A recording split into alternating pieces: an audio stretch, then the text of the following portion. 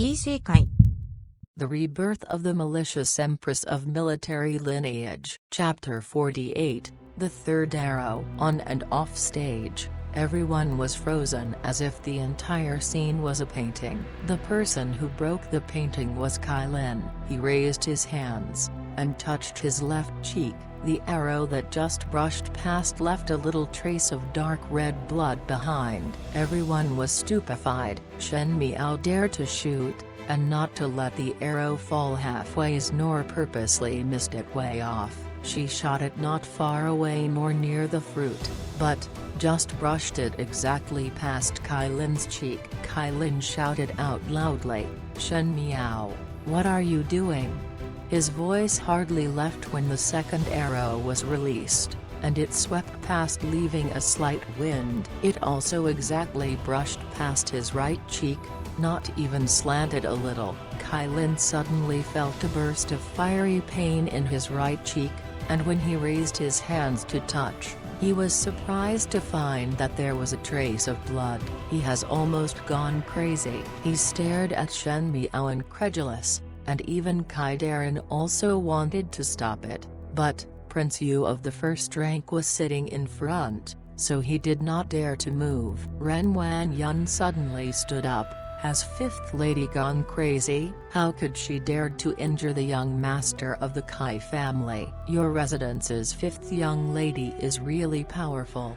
Yi Furan pretended to be surprised. How would an ordinary female have such courage to injure the young master of the Kai family? Would not both Shen masters because of this have poor relations with some colleagues? These words spoke into Ren Wanyun's and Chen Rikayu's hearts. They were previously thinking that it was only Shen Miao making a fool of herself, and who knew that Shen Miao not only did not embarrass herself, but she also injured Kylin. If the Kai family started to criticize the Shen residents because of this, since the Kai family took the literary official route, wouldn't the two brothers, Shen Gui and Shen Wen, be any better after offending the Kai family? Thinking of this, Ren Wanyun became incredibly anxious, and wished to immediately drag Shen Miao to the Kai family to apologize. Just as she wanted to shout out to stop Shen Miao's actions,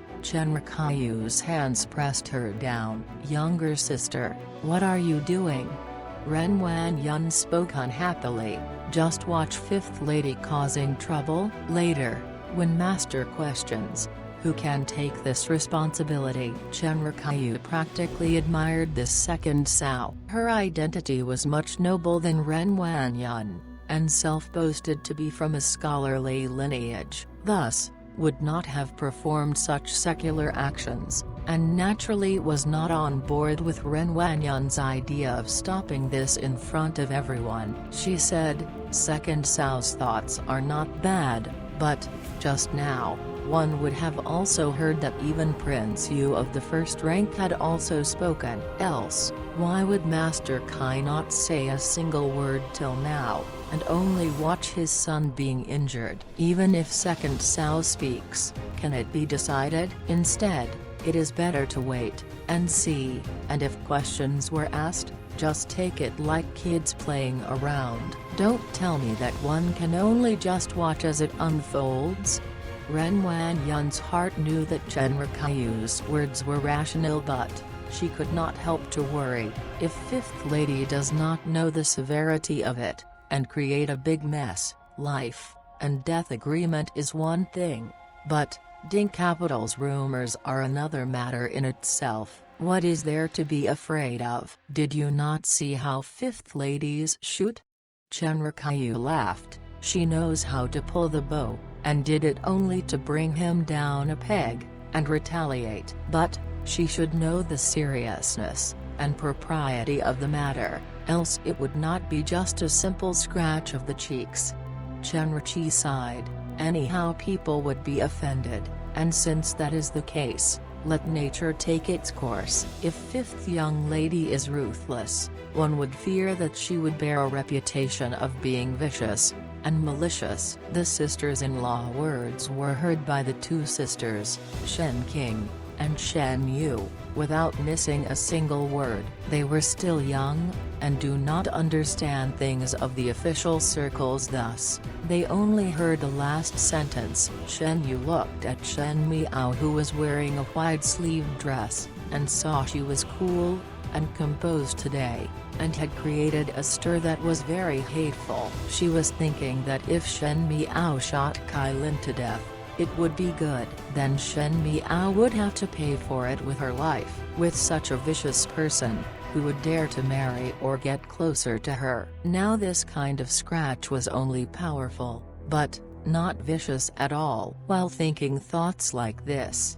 something flashed across Shen Yu's eyes. The safety of Kai Lin, who single-heartedly made things difficult for Shen Miao because of her, had been thrown to the back of her mind as she was wishing for Kai Lin to use his own life to solidify Shen Miao's vicious reputation. Although the audience below the stage was discussing, because of Prince Yu's face, they did not dare to speak out. Even the husband and wife of the Kai family was at the moment so anxious, like their hearts were burning, but could only watch their son standing on the stage, becoming a target. Shen Miao, what exactly are you trying to do? To shoot 2 arrows successively, and scratch the cheeks, making the entire face burning up in pain. Kai Lin felt that other than anger towards Shen Miao, there was also a trace of fear. He suddenly discovered that there was nothing that Shen Miao didn't dare to do. She was mad. She dares to do anything. Even though there was a distance, Shen Miao's voice was a little vague, and did not flow out to the audience, but was enough to be transmitted to Kai Lin's ears. Her voice was light and flowy as if it came down from the clouds, and made one not dare to look up. She said, "Teaching you a lesson." Suddenly Shen Miao raised her voice, "There's still the last arrow." Everyone in the arena was staring straight at the arrow. Kai Lin's legs were almost soft, and he had to bite himself to not fall, because he had seen that Shen Miao's arrow was aimed at his head. He was very scared, and that was a life-fearing trauma of the Shen family. This kind of fear was so menacing that it grabbed all his attention. At the moment, he wanted to flee from this academy examination stage, but Shen Miao's arrow was aimed at him as if it will chase him to the ends of the earth. Young lady of the Shen family is just too competitive.